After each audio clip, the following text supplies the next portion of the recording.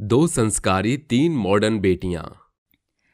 ये कहानी है मनोरमा की। 5 बेटियों के जिनके हाव भाव में जमीन आसमान जितना फर्क फासला था।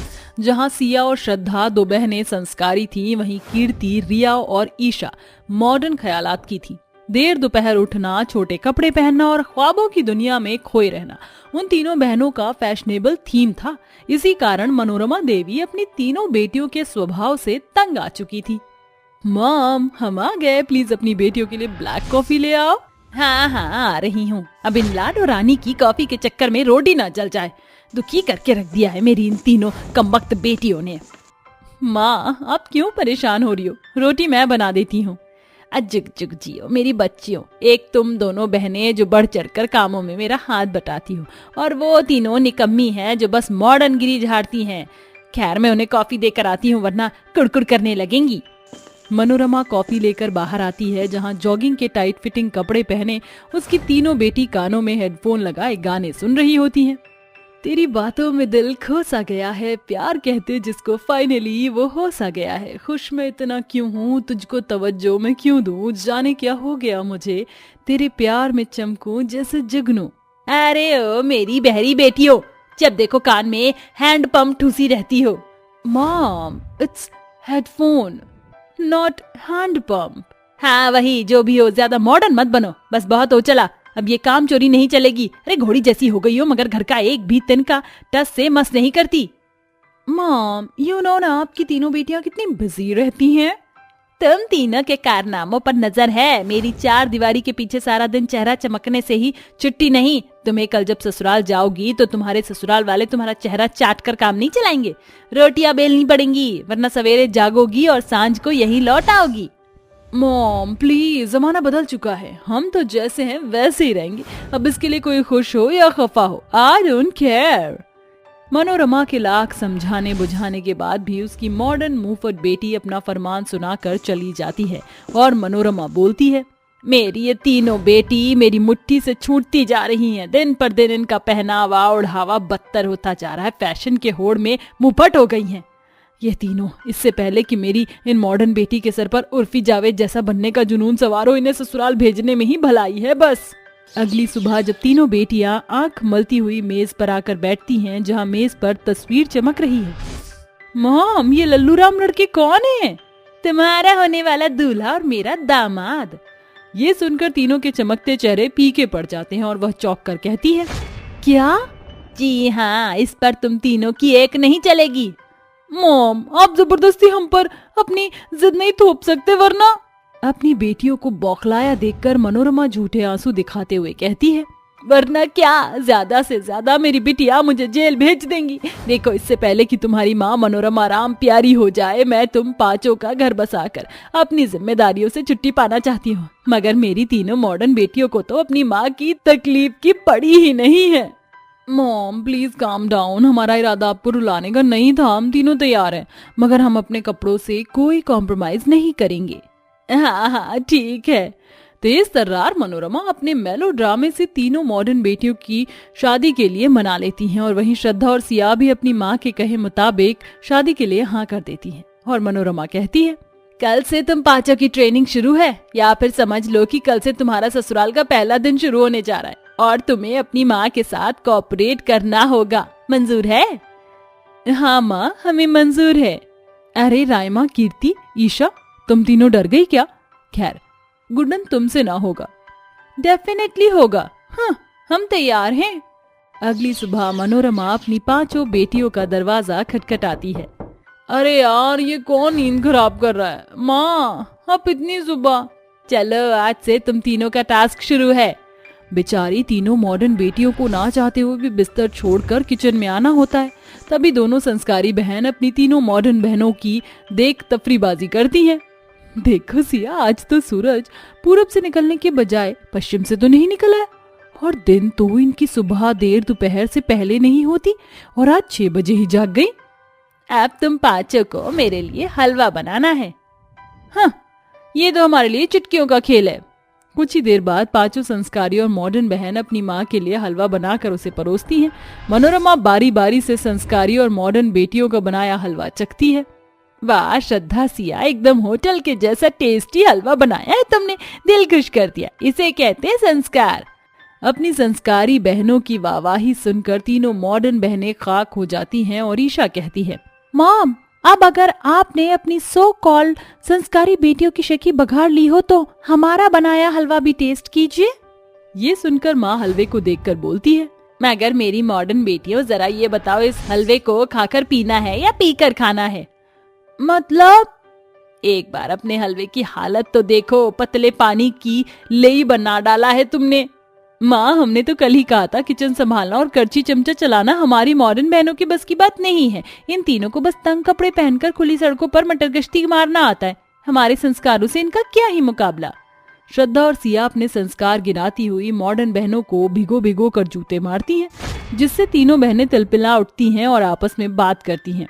हमारी ये दोनों बॉडम बहनें खुद को समझती क्या है, जब देखो अपने संस्कारों का राग अलाप में गाने बैठ जाती हैं। अब हम इनके छक्के छुड़ा के ही मानेंगे, वरना ये फेलियर की फीलिंग पीछा नहीं छोड़ेगी। कल से हम तीनों अलार्म लगाकर सोएंगी और वो सब सीखेंगी जो हमारी संस्कारी बहनों को आता है। अगली सुबह तीनों मॉडर्न बहनें सुबह सुबह उठकर किचन में काम करती हैं। वहीं खटपट की आवाज सुनकर खिड़की पर खड़ी सास, संस्कारी बहनें और उनकी माँ ये देखकर आपस में खुसर फुसर करती हैं। देखो हमारा प्लान काम कर गया।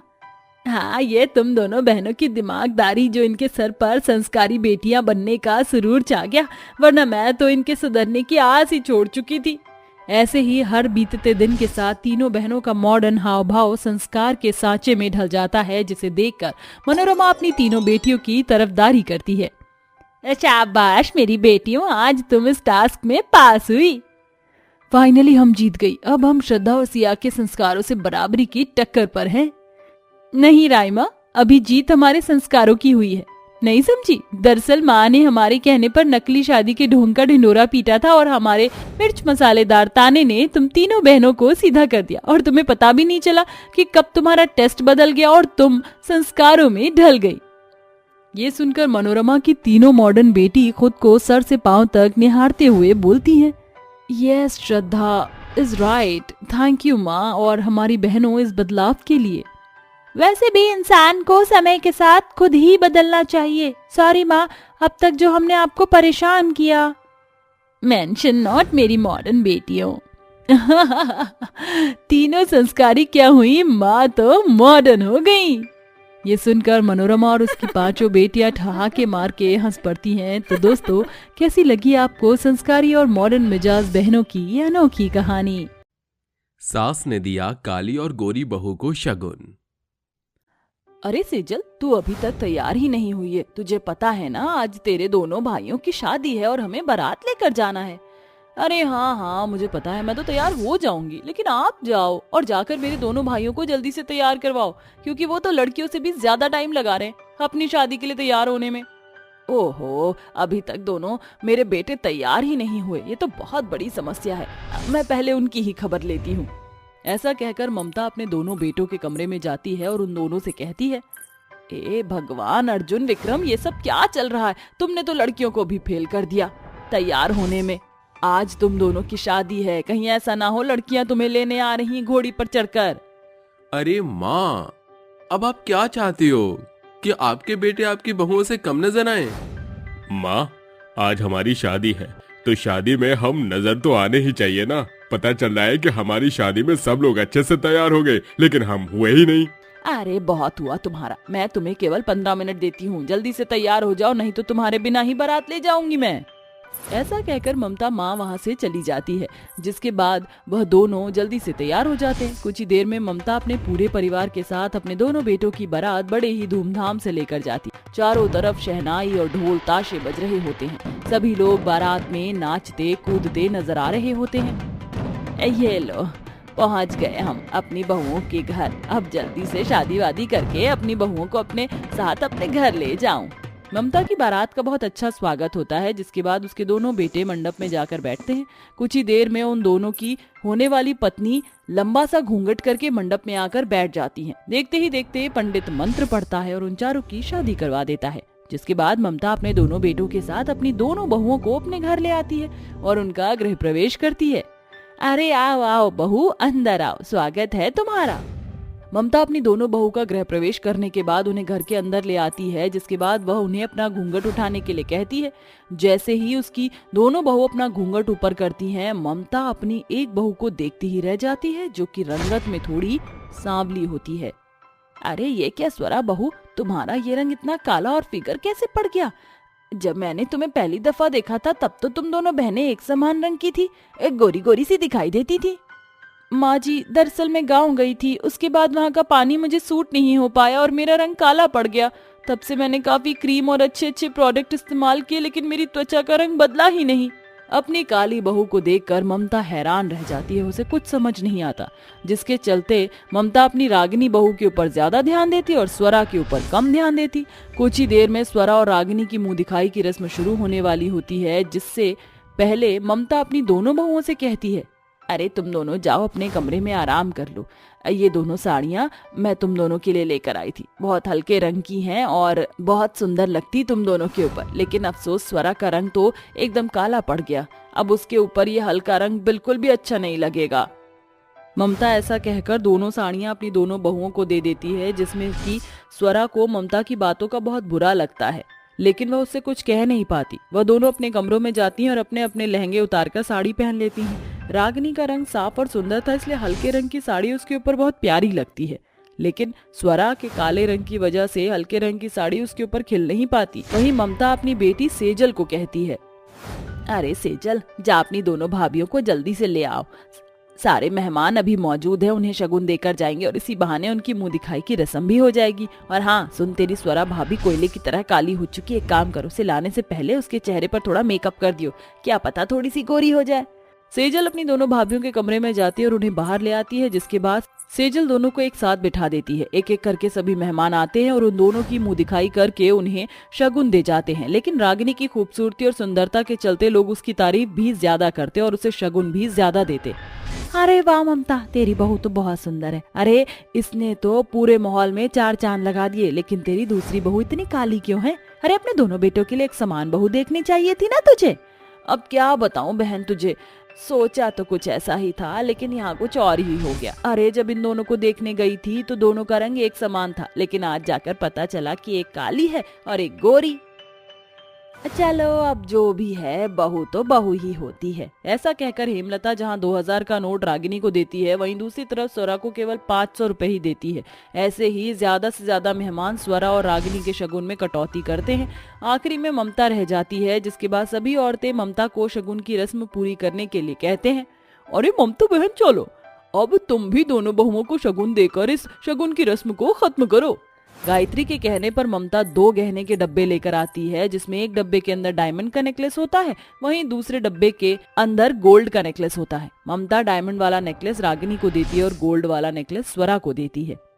अरे वाह, क्या है ना, मैंने तो 2 ही डायमंड के नेकलेस मंगवाए थे, लेकिन हुआ क्या कि उसने भिजवाया एक ही था, अब फिर मुझे तुम्हारे लिए गोल्ड का नेकलेस मंगवाना पड़ा। ममता बातों को घुमा देती है, जिसके बाद वह अपने दोनों लोगों को उनके कमरे में भेज देती है। कमरे में वह दोनों घूंघट करके अपने बेड पर बैठ जाती हैं, जिसके बाद उन दोनों के पति उनके कमरों में आते हैं। अरे वाह, तुम तो सच में बहुत खूबसूरत हो रागिनी। माँ हमेशा तुम्हारी तारीफ किया करती थी, लेकिन मैं ही तुम्हारी तारीफ को नजरअंदाज कर दिया करता था। वैसे मैं तुम्हारी मुंह दिखाई की रस्म में नहीं था, इसलिए मुझे माफ करना। मैं तुम्हारे लिए तोहफा लेकर आया हूँ। अर्जुन अपनी पत्नी को मुंह दिखाई का तोहफा देता है, जिसके बाद अर्जुन कमरे की लाइट बंद कर देता है और रागिनी के साथ सो जाता है। वहीं दूसरी तरफ विक्रम जैसे ही अपने कमरे में जाता है, वह अपनी पत्नी का घूंघट उठाता है, जिसके बाद वह अपनी पत्नी स्वरा को देखकर हैरान हो जाता है। अरे ये क्या, मेरे साथ इतना बड़ा धोखा। मेरी माँ ने तो मुझसे कहा था कि तुम बहुत सुंदर और दूध की धुली हो, लेकिन तुम तो बहुत ज्यादा काली हो। अपने पति का ऐसा व्यवहार देख बेचारी स्वरा का सब्र का बांध टूट जाता है और वो ऊंची आवाज में अपने पति से कहती है, अरे तो हुआ क्या, अगर मैं काली हूँ तो इसमें मेरी कोई गलती नहीं, और पहले मैं इतनी काली भी नहीं थी। तुम लोगों ने तो मेरे रंग को लेकर बहुत बड़ा ड्रामा मचा दिया है, जिसे देखो मेरे रंग रूप को लेकर ही कहता रहता है। मैं काली हूँ या गोरी इससे फर्क नहीं पड़ता, मेरा व्यवहार अच्छा होना चाहिए, जो कि तुम लोगों को सिर्फ मेरे रंग में ही नजर आया। मैं इस घर में एक क्षण भी नहीं रहना चाहती, मैं ये घर छोड़कर जा रही हूँ। स्वरा की ये बातें सुनने के बाद विक्रम को उसकी गलती का एहसास होता है और वह स्वरा को जाने से रोक लेता है। मुझे माफ करना, मैंने तुम्हारे बारे में एक बार भी नहीं सोचा। सबने तुम्हें कितना बुरा भला कहा, और तो और तुम्हारी मुंह दिखाई की रस्म भी अच्छे से नहीं की, और ना ही किसी ने तुम्हें सही से शगुन दिया। मेरे परिवार का ये बर्ताव तुम्हारे लिए बहुत बुरा रहा। इन सब के लिए मैं माफी मांगता हूँ। मैं तुम्हारे लिए शगुन में कुछ लेकर आया था। विक्रम स्वरा को हीरो का हार पहनाता है और उसी से कहता है, हीरो का हार उसी के गले में अच्छा लगता है जो असली में हीरा होता है, और तुम मेरे लिए किसी हीरे से कम नहीं हो।